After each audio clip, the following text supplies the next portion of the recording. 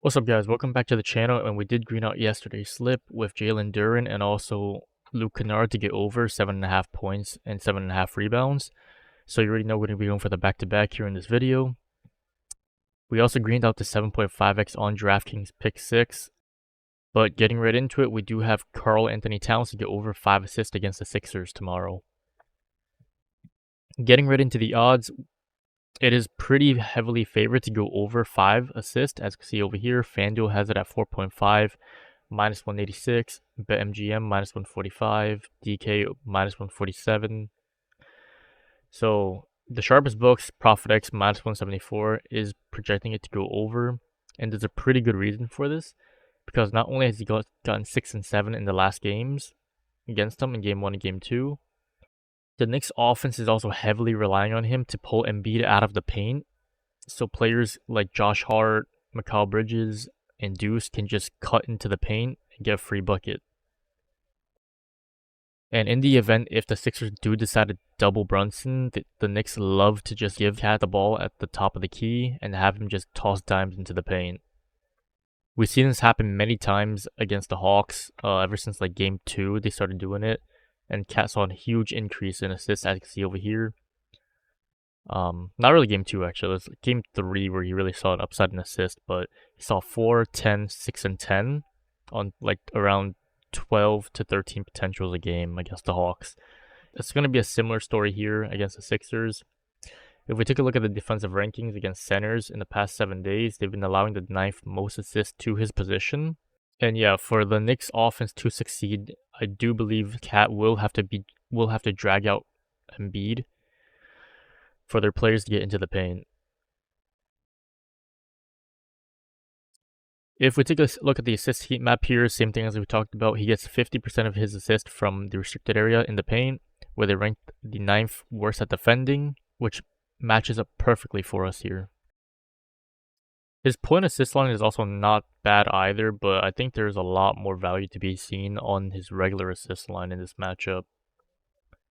Obviously, as we all know, Cat does have beef with Embiid, but I don't believe he'll be able to box him out in the paint, which is why I think he's going to be playing at the top of the key. This line already moved to 5.5 on a lot of books, like Novig has it at 5.5, FanDuel has it at 5.5 for plus 116. And the under is minus 154. So at 5, we are getting pretty solid value here. And before we get into our third pick, make sure you guys are tapping into our VIP. We're currently up over 581 units in the year, and we're just 5 months in.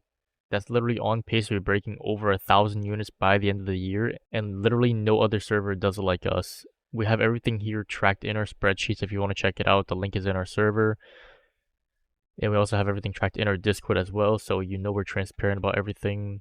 If I just keep going up, spin green the whole way through, we had a massive 43 unit day on the 3rd and an 18 unit day on the 4th.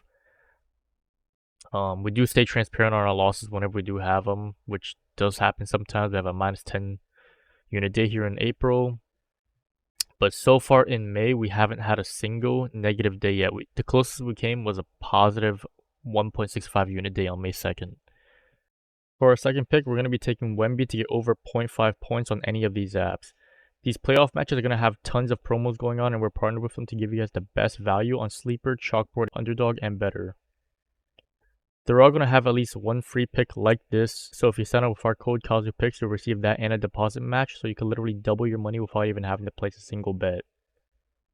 You'll also be receiving a free month in our VIP if you do end up signing up with any of those books. Just open a support ticket in our server and post a screenshot of your transaction log with our use of code, and we'll get you set up with that right away. And if you guys don't have any book you can sign up to with our code, all you gotta do is just go to our winnable PrizePicks on Google. It's gonna be the first one. Select any of these plans over here, hit sub, and just type in the code KAZU26 and you'll get a 50% off on your subscription. Getting into leg number 3, we're going to be taking De'Aaron Fox to get over 11.5 points. He's going to be facing the Wolves here in a pretty easy matchup all around. The only worry here would be the case of a blowout, which happened in Game 2, where they won by 38 points, but he still cleared this line, shooting 50% from the field and also 4 out of 5 shots from the free throw line.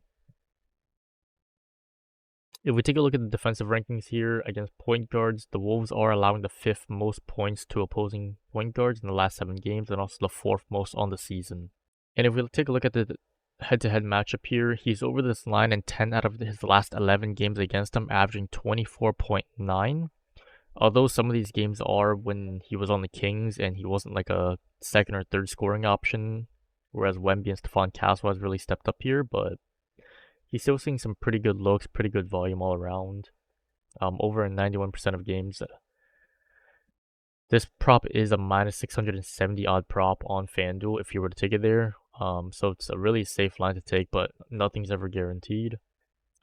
And if we move on to the shot chart analysis here, 28% of his points are coming from the restricted area, where they're ranked 19th at defending, and another 27% from the paint, where they're ranked 15th.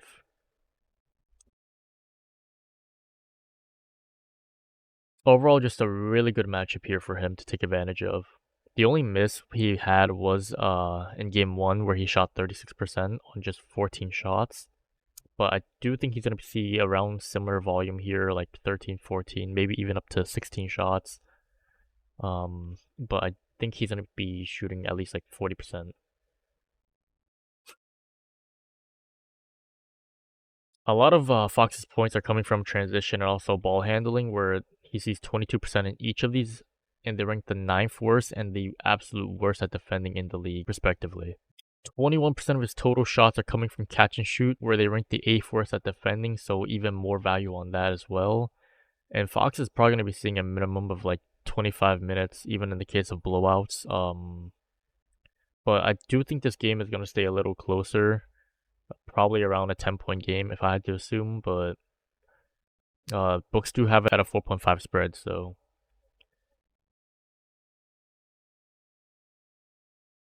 And if you guys have made it this far into the video, make sure to leave a like, sub, and comment in the video, and I'll be giving away a free VIP to one person in the comments below.